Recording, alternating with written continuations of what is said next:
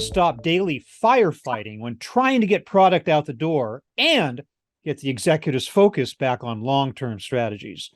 Todd Ferguson is a business advisor at Oliver Wight Americas. Hi, Todd. Hi, Bob. Thanks for joining me. Todd, what exactly is integrated tactical planning and how are companies using this process? Yeah, thanks, Bob. So integrated tactical planning is a near-term execution business process. It's conducted weekly at a detail level. And really the goal is to connect, the sales and operations planning process or integrated business planning plans that were executed and agreed to by executives for 6 months into the future, into the next quarter, into the next 13 weeks, next quarter, to ensure effective execution. And the output is an aligned plan back to that integrated business planning process, for example, and also in terms of people intended to keep, frankly, executives out of the weeds. So those people who are closest to the issues, who are empowered to make decisions, can do so. And so we're talking about product execution and demand plans and supply execution plans. But again, the alignment here piece in terms of volume and value over that 13 weeks is critical as organizations experience more and more change, frankly, right? As we know in today's environment. Yeah. And again, some of these terms can be very difficult to parse, but ITP should not be confused with S&OP, sales and operations planning, or IBP, integrated business planning. These are all separate things that relate to it, but it's not a replacement for them. Is that correct?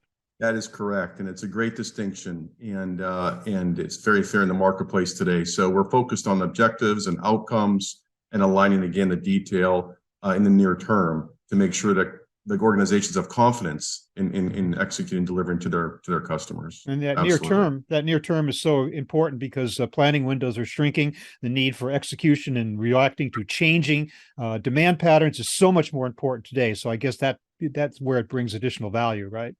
Yes, absolutely. Yeah. Absolutely. So how does ITP help companies to provide a more complete view beyond just demand and supply volume changes? Well, I think there's a couple of things here, and you mentioned insights, Bob. So if you don't mind, maybe I'll start with that and then talk a bit more about the moving beyond volume. So just quickly in terms of insights, great question. A couple of things that we're seeing in the marketplace today. One is companies have significantly invested in technology, and capital outlays in terms of systems and software. And while we're seeing some really interesting and unique offerings on the marketplace, and frankly, just improvement in terms of how this can help customers, there is also this piece that beyond artificial intelligence requires human intelligence. So we're still seeing the need, for example, where escalations or decisions are needed by organizations, the process such as tactical planning to highlight what's really meaningful. So I think that's one thing where technology is certainly out front, but we're also seeing the role of a process like tactical planning. The other piece too is going back to your question just asked, which is financialization of plans. So financialization of volume-based plans. Think about an estimate process. Some clients and organizations, this is very much top of focus, the current quarter, not just publicly driven, but even if you're privately held, how do I meet my numbers in the current quarter? So unlike sales and operations execution, or even rudimentary S&OP, tactical planning, because we actually are financially appraising plans and the role of finance becomes critical in this, we are looking at volumes and value. So costs, logistics costs are getting more and more airplay, for example, nowadays. Top line, that's an output of a good tactical planning process. And I think the last thing is just productivity. Companies aren't, not just in tech, but aren't adding headcount, generally speaking. So how do I maximize processes, no matter what the ROI is, and make sure we've got the right people, the resources, so efficiencies in terms of a process like this, which is not 1,000 data points, but what are the true decisions that we have to think about in the very near term becomes important to flush out. And tactical planning does help illustrate what are the big rocks, so to speak, that we have to be thinking about.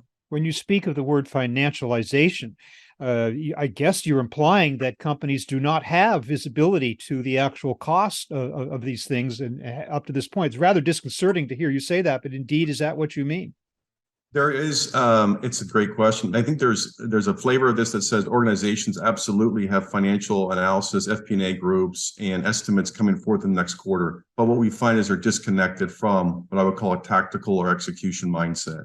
And so you can see the parallel works of activity almost, and the burden on organizations as they try to plow through and assess, the impact of changes in the near term. Tactical plan is designed to feed those financial, outlook. and also inform even longer term as changes in assumptions are in the near term. So I would say that it varies, Bob, but this is, I think, a big opportunity. And again, differences between maybe firefighting, war rooms, and what many of our clients are dealing with today. It sounds like this is going to lead to quite a bit of improvement in efficiency, but I'm wondering, do we still need meetings? Do we still need people to meet together to support the process? And how do organizations, for that matter, ensure that they even have the sufficient resources to carry this out?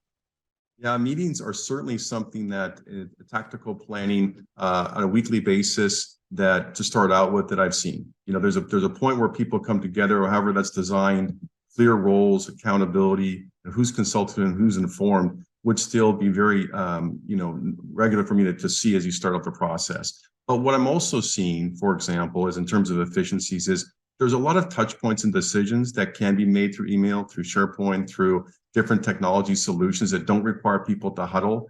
There's strong cultural biases that still exist. And I'm not speaking from an employer perspective, but if I just think about some of the experiences I've had, the way we communicate through meetings, and yet not an agenda, not a clear output, not clear in terms of actually the decision maker who owns the decision. And so through tactical planning in this form, in this space, it's very important that those decision rights get firmed up, that there is very clear. So when there is a meeting, at least it's decision oriented.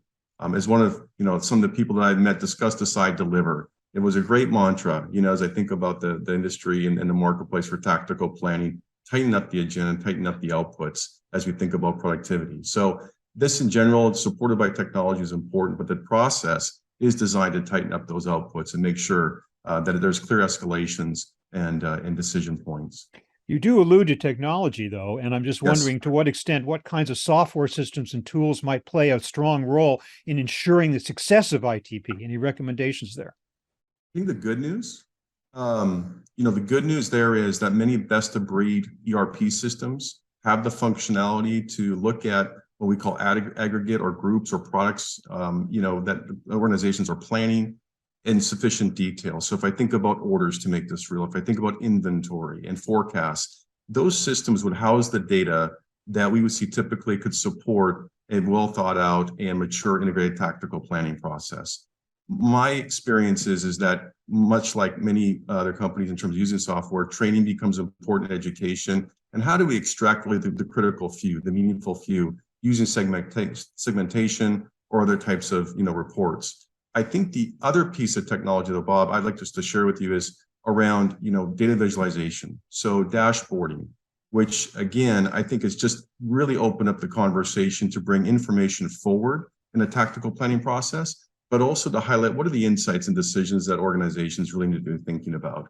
And what can that team that's closest to the issues really decide, quite quickly. So I think the exciting world of, data visualization or dashboarding, really is something that I'm a big fan of, and we continue to see a lot more momentum and offerings, in that area. Especially given the fact that so much more data is available now than ever before, making sense of it and dealing with it on a short-term basis from a tactical standpoint is just absolutely essential. So it sounds like ITP is a great tool for that. Todd, thank you so much for talking to me a little bit about integrated tactical planning, where it fits into this whole picture. But I'd like to take a moment to ask you specifically about Oliver Wight. What are you folks doing these days to help clients implement integrated tactical planning? Yeah, thanks, Bob. So we have a methodology that starts with an assessment or understanding the current landscape of a client. We combine that with education and best practices and also potential design. So as we work with a client and continue to focus on those efforts, but we work in the near term to actually make sure that we can develop those processes and really guide the client in terms of particular insights that they found helpful. So one of those would be a client that I worked with that had a very strong product execution type of mindset, and it was in the tactical planning area where they thought about the transitions and also what actually was coming at them and aligned on the decisions in terms of near-term changes. So product execution, those types of plans became very important, and really just getting a better idea in terms of looking out 13 weeks. What are some things that are happening today, but also, the next quarter, for example, might be assumptions that we have to start planning for. So in that case, it's very, very proactive. Mm-hmm. And I would just say also, we love the subject. So all of us come from implementing processes like this and subjects like this. And so we're very excited to work alongside organizations and create thought leadership, books, materials, white papers, that type of thing to support the initiative. Well, again, Todd Ferguson of Oliver Wight Americas, thank you so much for spending time with me to explain the concept, first of all, of integrated tactical planning, as well as what Oliver Wight is doing in that area on behalf of its own client base. Thank you very much for being with me today. Thanks, Bob.